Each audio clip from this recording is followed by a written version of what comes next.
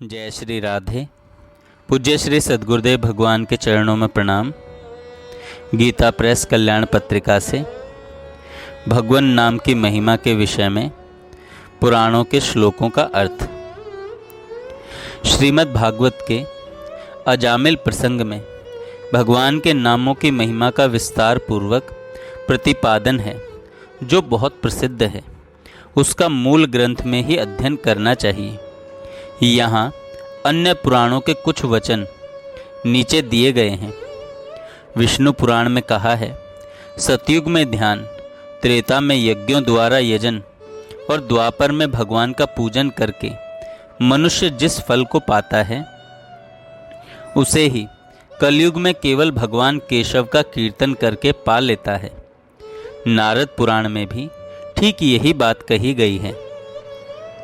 महात्मा सनक जी कहते हैं, नारद, कितने आश्चर्य की बात है कि भगवान नाम के होते हुए भी लोग संसार चक्र में पिस रहे हैं। जिसकी जिह्वा के अग्रभाग पर हरि ये दो अक्षर वास करते हैं, वह पुनरावृत्ति रहित श्री विष्णु धाम को प्राप्त होता है। नारद, मैं सच कहता हूँ कि अच्युत, अनंत और गोविंद, इन तीन नामों का उच्चारण करते ही इससे सारे रोग दूर हो जाते हैं। नारद, मैं सच सच कहता हूँ कि अच्युत, अनंत और गोविंद, इन तीन नामों का उच्चारण बहुत बड़ा औषध है। इससे सारे रोग दूर हो जाते हैं। मनुष्य सोते जागते, खाते पीते, चलते फिरते, उठते बैठते तथा बातचीत करते समय सदा श्री हरि नाम का ही चिंतन करता है। उसके प्रति मेरा नित्य बारंबार नमस्कार है। ब्रह्मवैवर्त पुराण में श्री राधिका ने राम और कृष्ण नाम के कीर्तन की महिमा इस प्रकार बताई है। सहस्त्रों दिव्य नामों के स्मरण से जो फल मिलता है, वह निश्चय ही राम इस नाम के उच्चारण मात्र से मिल जाता है।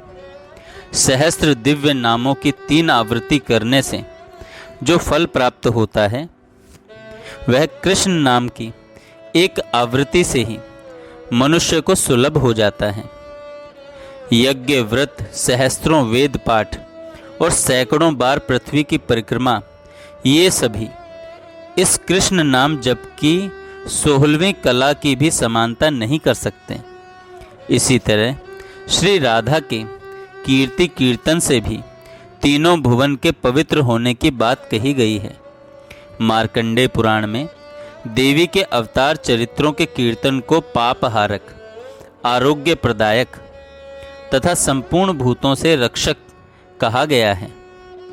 महाभारत में पहले ही नर नारायण के नमस्कार एवं कीर्तन का आदेश है। जब कौरव सभा में द्रौपदी का वस्त्र उतारने जाने लगे, उस समय उसने भगवान का स्मरण करके उनके विभिन्न नामों का कीर्तन किया। गोविंद, कृष्ण, द्वारकानाथ, गोपीजन वल्लभ, केशव, रमानाथ, ब्रजनाथ, महायोगिन, विश्वभावन आदि नामों का उच्चारण करके भगवान को पुकारा।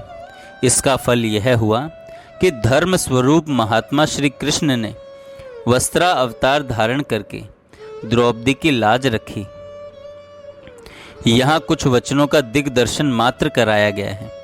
यदि नाम महिमा के प्रतिपादक समस्त वचनों का एकत्र संकलन किया जाए तो एक विशाल ग्रंथ बन सकता है। अतएव सब लोगों को मंगलमय भगवान नाम का आश्रय लेकर अपने जीवन को सफल बनाना चाहिए। पूज्य श्री तुलसीदास जी महाराज कवितावली में कहते हैं, सब अंगहीन, सब साधन विहीन, मन वचन मलिन, हीन कुल करतूती हों, बुद्धि बलहीन, भाव भगति विहीन, हीन गुण ज्ञानहीन, हीन भाग हूँ विभूति हों। तुलसी गरीब की गई बहोर, राम नामो जाहि जपी, जीह राम हूँ को बैठो धूती हों। प्रीति राम नाम सो, प्रतीति राम नाम की, प्रसाद राम नाम के, पसारी पाई सूती हों। मैं अंगों से हीन, सब साधनों से रहित हूँ, मन वचन से मलिन हूँ और कुल और कर्मों से भी बड़ा पतित हूँ। मैं बुद्धि बलहीन, भाव और भक्ति से रहित, गुणहीन, ज्ञानहीन तथा भाग्य और ऐश्वर्य से भी रहित हूँ। इस दीन तुलसीदास की हीन अवस्था का उद्धार करने वाला तो राम का नाम ही है, जिसे जीभ से जपकर मैं राम जी को भी छल चुका हूँ। मैं राम जी को भी छल चुका हूँ, परंतु मुझे राम नाम से ही प्रीति है, राम नाम में ही विश्वास है और मैं राम नाम की कृपा से पैर पसार कर निश्चिंत होकर सोता हूँ। नाम के द्वारा सैकड़ों जन्मों के किए पापों की राशि उसी प्रकार जल जाती है जिस प्रकार आग से रुई का ढेर। नाम स्मरण करते ही भगवान ज्यों ही साधक के हृदय में विराजते हैं, ज्यों ही उसके समस्त दोषों को नष्ट कर देते हैं। जिस प्रकार ऊंची ऊंची लपट वाला अग्नि वायु के साथ मिलकर सूखी घास के ढेर को जला डालता है, अजामिल का उपाख्यान नाम स्मरण के विषय में नितांत विश्रुत है। मरते समय धोखे से भी यदि भगवान का नाम उच्चारित हो जाए तो शुभ फल होने में तनिक भी विलंब नहीं होता। पुत्र को बुलाने की अभिलाषा से उच्चारित नारायण नाम न होकर नामाभास ही तो है, परंतु इसके सार्वभौम प्रभाव से प्रत्येक भक्त परिचित है। नाम के शोधन के विषय में श्रीमद् भागवत का प्रख्यात श्लोक है कि नाम के उच्चारण मात्र से ही पवित्र कीर्ति भगवान के गुणों का सद्य ज्ञान हो जाता है, जिससे साधक का चित्त उसमें रमण करने लगता है। नाम स्मरण का यही परम उद्देश्य है, भगवान के निश्चिद्र गुणों में अपने आप को लगा देना और तदुत्पन्न रस का आस्वादन करना। अन्य फल गौण है, अन्य फल गौण है, यही तो मुख्य फल है। भगवान में उनके गुण, लीला और स्वरूप में रम जाने का एकमात्र सुलभ साधन है नाम स्मरण। भगवान के नाम का स्मरण प्रतिक्षण होना चाहिए। एक क्षण के लिए भी उसकी विस्मृति होना महान अपराध है। नाम ही ऐसी वस्तु है जो भगवान की रसमयी मूर्ति हमारे नेत्रों के सामने सर्वदा उपस्थित कर देती है। अन्य साधनों से यह कार्य सुचारू रूप से नहीं हो सकता। इसलिए शास्त्र का वचन है, लुटेरों ने किसी संपत्तिशाली धनाढ्य को लूट लिया हो तो चिल्लाना ही स्वाभाविक होता है। उसी प्रकार यदि मानव का एक भी क्षण भगवान के ध्यान के बिना बीत जाए तो उसे अत्यंत विलाप करना चाहिए, और यह ध्यान भगवान के नाम द्वारा ही अनायास सिद्ध हो सकता है। नाम स्मरण की उपादेयता इस कलिकाल में विशेष रूप से मानी गई है। विष्णु पुराण में इसका वर्णन बड़े ही नाटकीय ढंग से किया गया है। अल्प आयास से महत फल की प्राप्ति करने की जिज्ञासा मुनियों को वेद व्यास जी के पास ले गई। वे गंगा जी में उस समय स्नान कर रहे थे। पानी से ऊपर आते ही वे जोर से चिल्लाने लगे। मुनि लोगों को बड़ा आश्चर्य हुआ। इस नवीन अर्थ के द्योतक वाक्य पुंज पर स्नान से निवृत्त होने पर जब मुनियों ने अपने संदेह का निराकरण चाहा, तब वेद व्यास जी ने इन तीनों की धन्यता के विषय में अपना निश्चित मत प्रकट किया। फल की सिद्धि का चतुर्युगीय अनुपात इस प्रकार व्यास जी ने बताया। 10 वर्ष सतयुग, 1 वर्ष त्रेता, 1 मास द्वापर, 1 दिन रात कली। तात्पर्य यह है कि सतयुग में तप, ब्रह्मचर्य तथा जप आदि की सिद्धि के लिए 3600 दिन लगते हैं। वहाँ कलयुग में 1 अहोरात्रि ही पर्याप्त है। इतना ही नहीं, साधन की लघुता की दृष्टि से भी कलयुग धन्य है। कलयुग धन्य है। कृतयुग में चंचल चित्त से दुसाध्य ध्यान, त्रेता में यज्ञ, द्वापर में अर्चना से जो फल प्राप्त होता है वही कली में केशव के कीर्तन से होता है। इसी तथ्य को इसी अध्याय में पराशर जी ने पुनः दोहराया है। वेद व्यास जी की दृष्टि में कली की धन्यता का यही कारण है। श्रीमद् भागवत में तथा अन्य पुराणों में भी यह मान्यता दोहराई गई है। हरे नमः मंत्र की सर्वकालिक व्यवस्था इसे सर्व पातकों के छालन की क्षमता प्रदान करती है। नाम जप के प्रधान आचार्य अपनी वीणा पर भगवान नाम के कीर्तनकार नारद जी की यह उक्ति साधकों के लिए संबल का काम करती है। इसे कौन भूल सकता है? इसे कौन भूल सकता है? पुण्य कीर्ति भगवान के गुणों का कीर्तन, मनुष्य की तपस्या का, वेद अध्ययन का, स्वनुष्ठित यज्ञ का, सुंदर कथन का, ज्ञान तथा ध्यान दान का अस्खलित फल बतलाया गया है। फलतः भगवान की अनुकंपा से ही उनके नाम के स्मरण में चित्त लगता है। भगवान की अनुकंपा से हम नाम जप के रसिक बने, हम नाम जप के रसिक बने। तथास्तु। जय श्री राधे।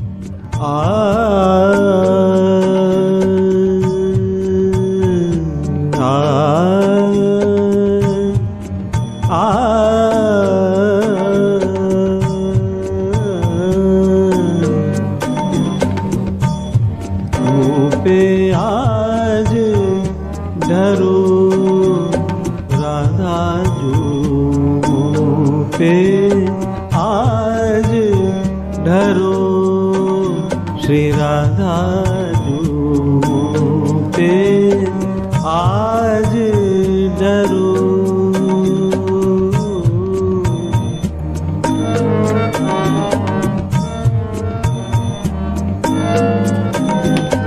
निज निज प्रीतम की पद रज रती, निज निज प्रीतम की पद रज रति, मोह प्रदान करो राधा जो मोहे प्रदान करो श्री राधा जो मोह पे आज डरो। श्री राधा जो पे आज डरो डरो, मुँह पे आज डरो। श्री राधा जो पे आज डरो।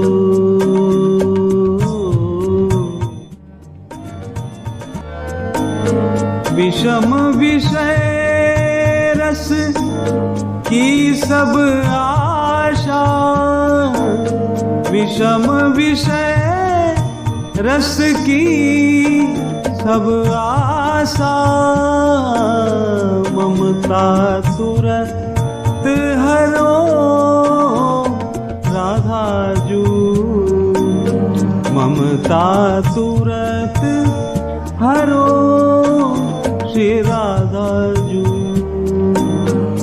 मुँह पे आज डरो। श्री राधा जू मुँह पे आज डरो डरो, मुँह पे आज डरो। श्री राधा जू मुँह पे आज डरो।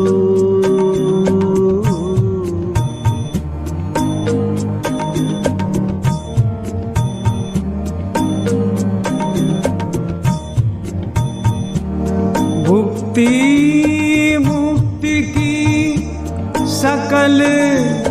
कामना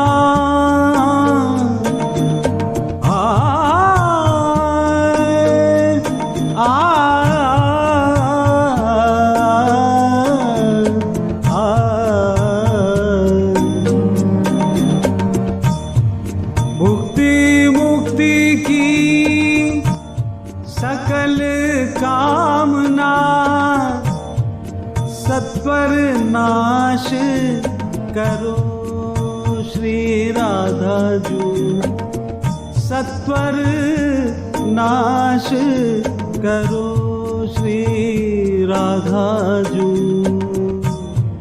मुँह पे आज ढरो श्री राधा जू, मुँह पे आज ढरो ढरो, मुँह पे आज ढरो श्री राधा जू, मुँह पे आज ढरो। निज चाकर चाकर चाकर की निज चाकर,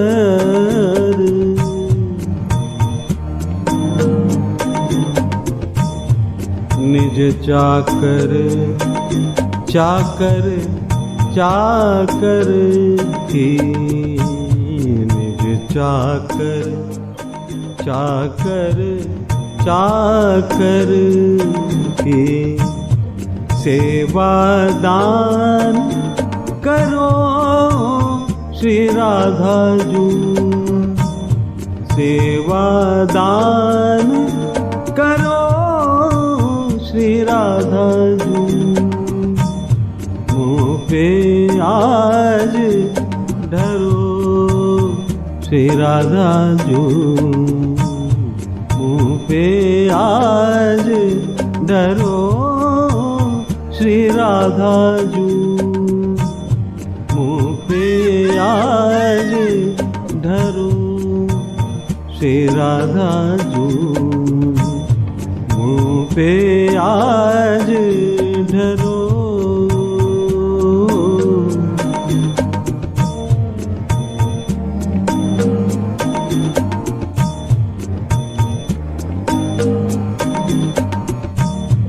राखो सदा निकुंज निभृत में, राखो सदा निकुंज निभृत में, राखो सदा निकुंज निभृत में, राखो सदा निकुंज निभृत में।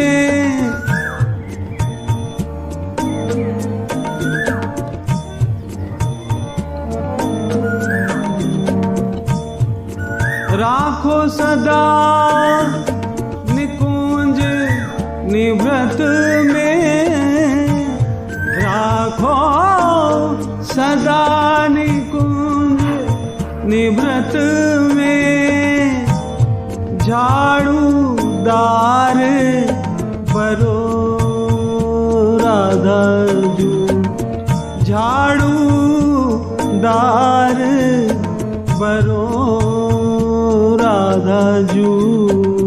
मुँह पे आज धरो श्री राधा जू, मुँह पे आज धरो श्री राधा जू, पे आज धरो। निज निज प्रीतम की पद रज रति, निज निज प्रीतम की पद रज रति। मोहे प्रदान करो श्री राधा जू, मोहे प्रदान करो राधा प्रदान करो श्री राधा जी। जय श्री राधे। पूज्य श्री सद्गुरुदेव भगवान के चरणों में प्रणाम।